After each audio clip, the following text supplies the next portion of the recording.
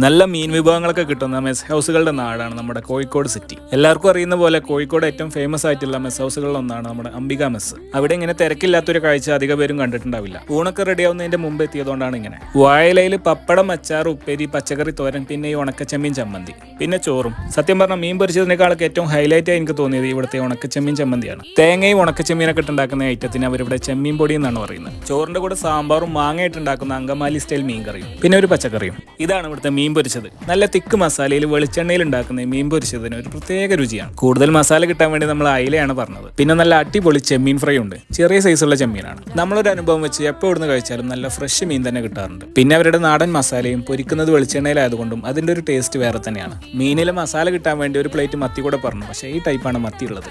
അതിന്റെ ഒരു ബുദ്ധിമുട്ട് മറികടക്കാൻ വീണ്ടും അയില തന്നെ പറയേണ്ടി വന്നു. ഇതുപോലുള്ള മാങ്ങയിട്ടുള്ള മീൻകറി അധികം എവിടെയും കിട്ടാത്തതാണ്. അത് അടിപൊളിയാണ്. ഇവിടുത്തെ ഒരു പ്രൈസ് റേഞ്ച് വെച്ച് നോക്കുമ്പോൾ കമ്പാരിറ്റീവ്ലി എല്ലാവർക്കും അഫോർഡബിൾ ആയിട്ടുള്ള റേറ്റ് ആണ് എല്ലാത്തിനും ഉള്ളത്. അപ്പോൾ അറിയാത്തവർക്കായി ലൊക്കേഷൻ ഇതാണ്: കോഴിക്കോട് അരിയർത്ത് പാലത്തിനടുത്തുള്ള അംബിക മെസ്.